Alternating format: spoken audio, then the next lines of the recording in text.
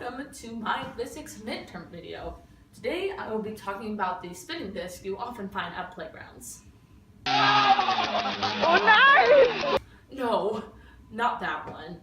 The one I'm talking about is slightly angled, so it's not as dangerous as like the spinning ones where you fly off. So what I will be explaining today is essentially how it works, like how kid spins on it, and then from there I will also be explaining how fast a kid would have to go to like fly off of it like you do on the carousel. So let's get started.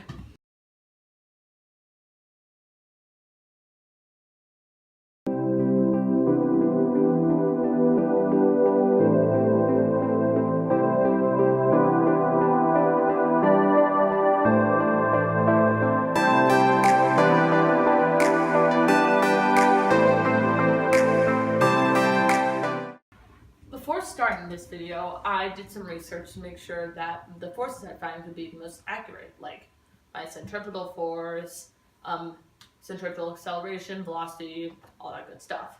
So what I found is that the disc on like the rotating fulcrum, maybe, that diameter was about 2.5, making the radius 1.25. So from there, I wasn't able to find an exact angle measure, but if you look at the picture, most of them are just slightly angled. So I just made a guess that it was maybe around 10 degrees, maybe a bit large, but it works for what I'm working with. So from there, the first thing I'm going to do is find the centripetal acceleration, or I will find centripetal acceleration along with centripetal force. From there, I'm going to also find velocity, and once I find all that information, then I will get into the escape velocity to fly off of it. Okay, so I started by finding all the constants that we would need to solve for this. So from the internet, I found that the diameter is 2.5 meters, meaning the radius is 1.25 meters. So using the radius, I found circumference to be about 7.854, that should also be meters. So we're assuming that on here there is a child, because that is what we're finding. This is the centripetal force of this child. So we're going to assume this child is 30 kilograms, or I think about 66 pounds. And then I've also approximated this angle here. So this is off of the horizontal to be 10 degrees. So this is force of gravity, force centripetal, and I'm not exactly sure what that is, but I don't think we need it. So the first thing I want to solve for here, one more thing before I get there. So I couldn't find an exact measurement of the period. So T, but I found that to be about 5 seconds based on videos and a timer. So we're going to assume that T is 5 seconds. So someone who is not shown is like pushing this kid around, and then they spin, and it takes them 5 seconds to get from here all the way around back to here. So if we put this kid on this diagram over here, we have this kid here, and to go all the way around it takes 5 seconds. So from there, we can solve for velocity, which would be distance. The distance is circumference, which is 7.854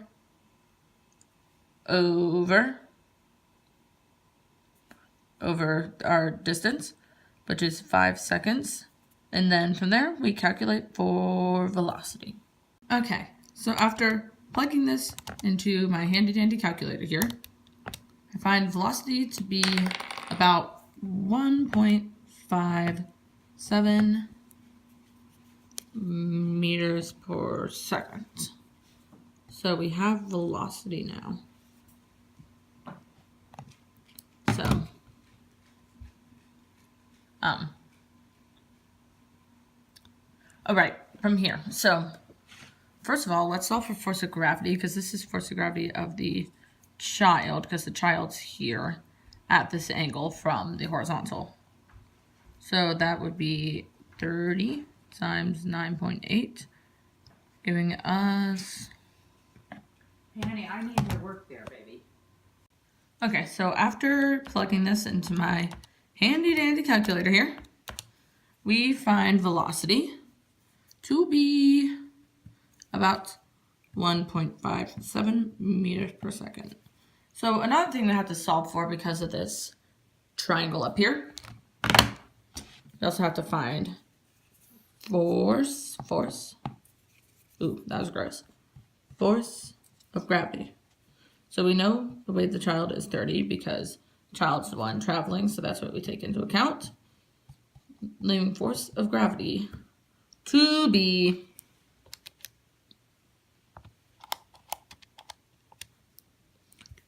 about 294 newtons. So this is about all we can solve for at the moment. Well, no, before we get into solving for this, we can solve for acceleration of gravity. Or centripetal acceleration. Talking about force of gravity, I got all confused. Because we have all the constants for this, so we can solve for this. So that's going to be 4 pi squared r over t squared, just in case anyone forgot. So that gives us AC equals 4 pi squared r, which is 1.25 over t squared. So we found t to be about 5. That's 5 squared. So centripetal acceleration of this sucker is 4 pi squared 1.25 and divide by 5 squared is 25. So you can just do that. Give us centripetal acceleration of what? About 1.97. 1.97 meters per second squared. And that gives us everything we need to solve for centripetal acceleration at the angle. Okay, as you can see, I have one head and relabeled, well, rewritten everything I just solved for. And now I have drawn this triangle bigger, so we have 10 degrees here. We can assume this is the right angle since we're going off of the horizontal. This is the force of gravity, which we found. This is force centripetal. And we established this to be about 10. Meaning this up here will be about 80, but it's not really important at the moment. So what we can do, we're going to use 10 since this is what we found. So this is going to be just your regular sine equation. So this is going to be sine of 10 equals, this is going to be 294 over force centripetal. So we get force centripetal to equal, so multiply that there, 294 over sine of 10. And this is a really watery marker. But anyways, so we have force centripetal, which will be 294 divided by sine of 10.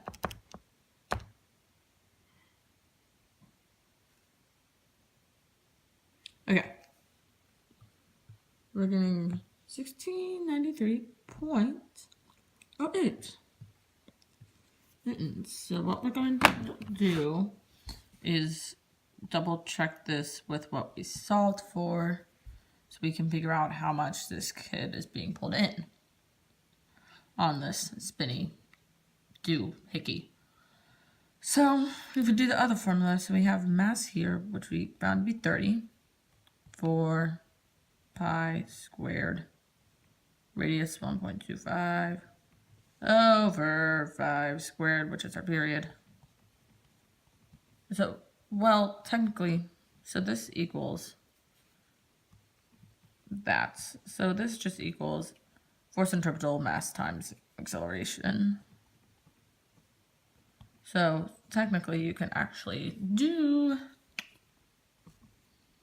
this since we already solved for that, and something is not adding up, as you might be able to tell.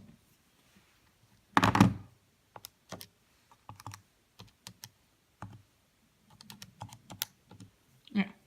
So here I'm getting 59.1, which actually seems a lot more accurate, but it's at an angle.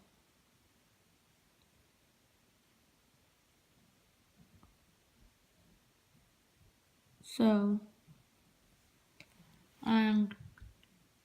so I need a distance. So we're assuming they're at the edge. So yeah, we're running into a small problem, but I think this is correct. Force of gravity is also a factor, so I think I need to find the force of gravity out there, which is finding the mass of this. Because, yeah, the force of gravity down here is not the person as I previously thought.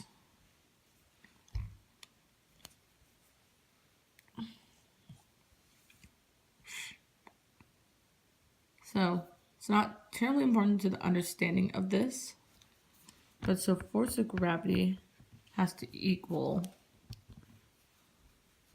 obviously 9.8. That'd be multiplied by mass of disk edge. That's what's being pulled down. But the thing is, what the issue here is because it's not horizontal, but it's not vertical. We found the horizontal, so I think what it is this isn't force of gravity. So what we actually have to solve for, ignore me as I change markers here. But since it's not vertical, but it's not horizontal, okay. These are not force of gravity and unknown. This is force centripetal Y and force centripetal X. So what I just solved for here is force centripetal in the X. So I'm going to get rid of this work in a second, but in a second I am going to solve for force centripetal in the Y and then use that to find the actual force centripetal. Okay, so I've looked at this for a second, and I mean, and the reason why we're doing this is to explore like your general physics. So the issue with this is because since it's not horizontal and not vertical, you have to solve for both centripetals and then use that to find the actual force centripetal here. So what you will find, oh, wait. Before I get to this, because I need to find the length of this, because that's going to help. Because we're essentially saying this is a smaller circle. So no, this is 1.25. That's that's beautiful, I know. So we're finding that. So, sine of 10 equals x over 1.25. X equals, is it as a 1.25? Okay, so go to our hand calculator, which is over here now. So we go 1.25 sine 10. The lovely length of 0.217. So I'm actually just gonna get rid of all this here and just put this at the top up here. So x equals 0.217 meters, because that will be useful. Because we essentially have to resolve for everything. So this is our new radius. This becomes our radius of this. So to find velocity now, velocity times radical 0.98 times 0.217, giving us a velocity of 0.98, 9.8. this makes sense. It will go faster because it's same time, smaller distance. It will go faster.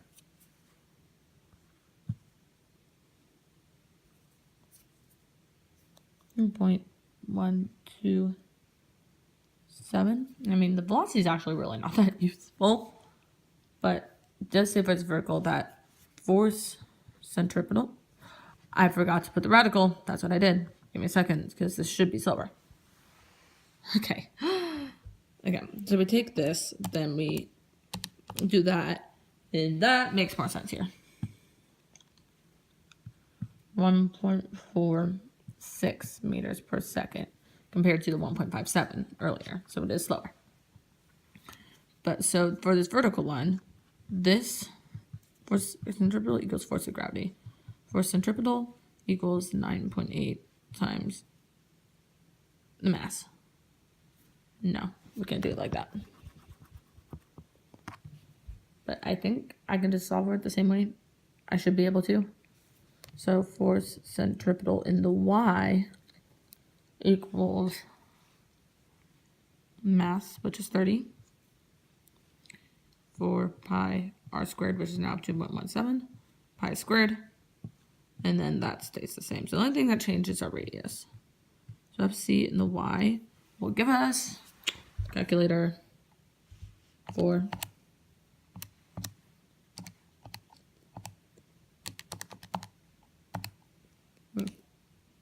What's that? Then divided by 25.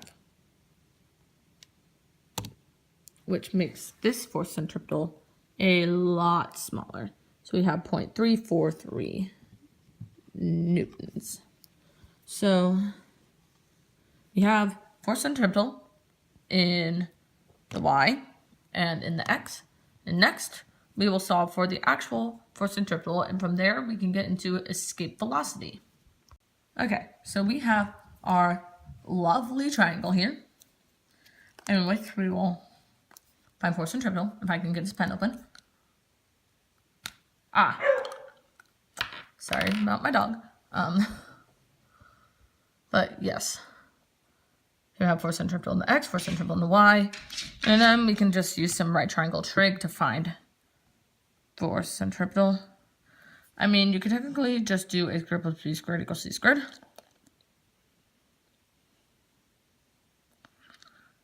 But I'm just going to do sine of 10 degrees equals 0.343 over FC, meaning FC equals times of C, 0.343 divided by sine of 10. I'm going to do this both ways just to make it more foolproof, but have 0.343 sine 10 is about 1.98 newtons of centripetal force. And just to be sure, we're going to do 1 squared plus 0.343 squared equals c squared. And so 59.1 squared gives us that, plus 0.343 squared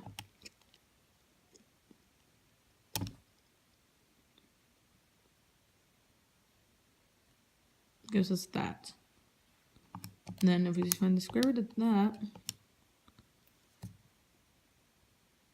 we find 59.1. So I think there's something wrong here. Okay, so this, we're going to use one more method and see which one it matches. It gives me a completely different answer than we definitely just did many things wrong. So the cosine of 10 equals 59.1 over force centripetal. Force centripetal then equals 59.1 over cosine of 10. So force centripetal here is probably going to be some random answer.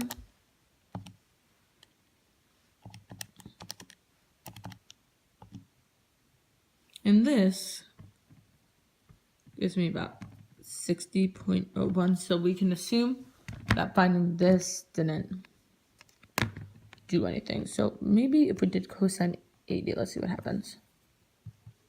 Probably not anything different, but it's worth a shot. I apologize in advance for the length of this video because I already know this is going to be very long. So I'll have to find escape velocity, but after I find force and triple that works, it shouldn't be hard.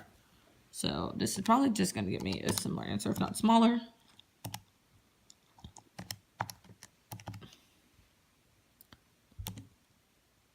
Yeah, gives me 1.98 again.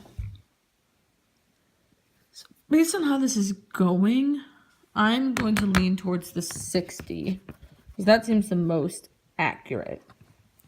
So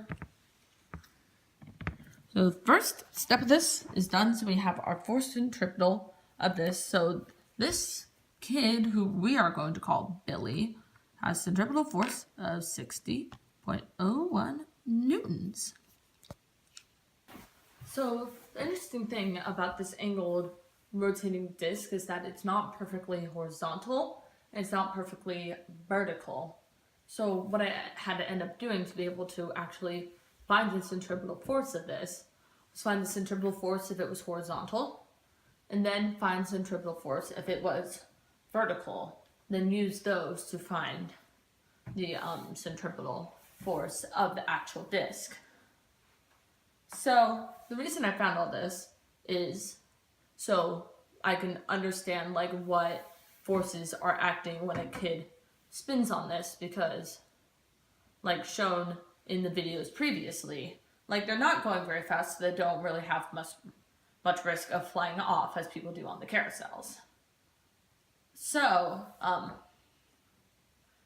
what I'm trying to find now is to see how fast one would have to go to fly off one of those, like you see on the carousel, to see if that speed is even humanly possible, and then also just conveniently displays some safety, since these along the carousels don't really show up very often anymore in playgrounds for carousel obvious reasons. Then for this, we're trying to find whether or not them flying off of this spin thing is actually that much of a risk to a child's safety. So let us go find if a child can fall off of this. Okay, so here we have our escape velocity formula. So for v escape, we have radical 2, then constant, which is equal to 7 times 10 to the 11th, mass 1, that's supposed to be 1, which is 30. Over our radius, which is 1.25, and then we do all this because it's our v. So go back to the calculator. We have 2, 6.67, make it 11, 30. Divided by 1.25.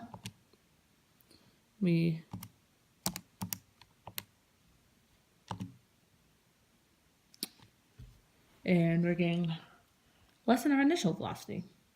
I think this constant might be wrong. And do 2 times 30.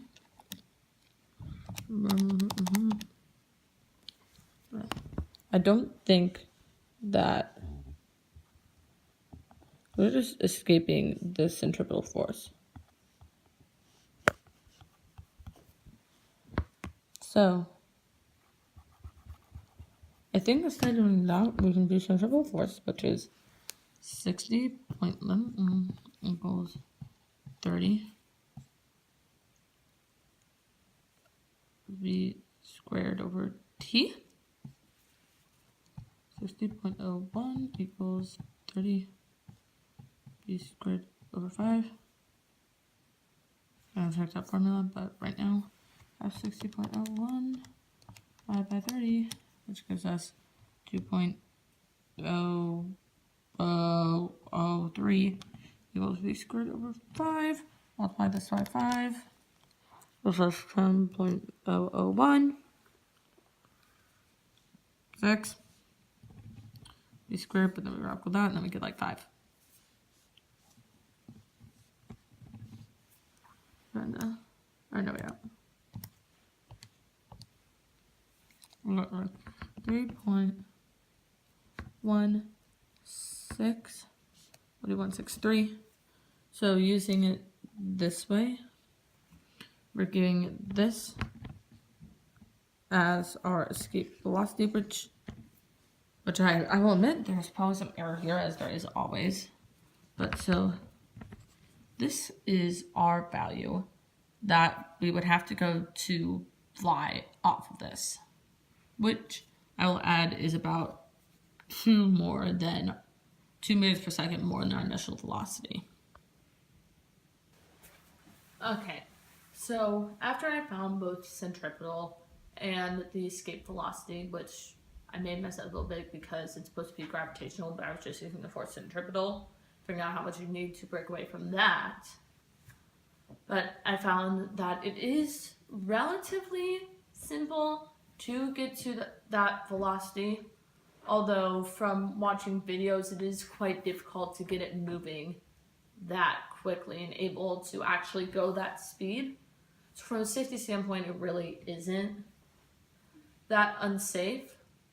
But again, like, these numbers are kind of an approximate just because with the way this is angled, it is really hard to find an exact number. Like, I'm sure there'd be a lot more work I have to do to find exact. But I learned that there is a very strong force pulling whoever's on this towards the center of it, meaning it is indeed a lot safer than a normal carousel, which you just spin around and hopefully you don't fall off. But yeah, so that was about it. Me exploring how this device worked, since it wasn't perfectly horizontal or vertical. And yeah, I was just really interested in how it worked, and I think I've come to a pretty good conclusion on it. So yeah, bye.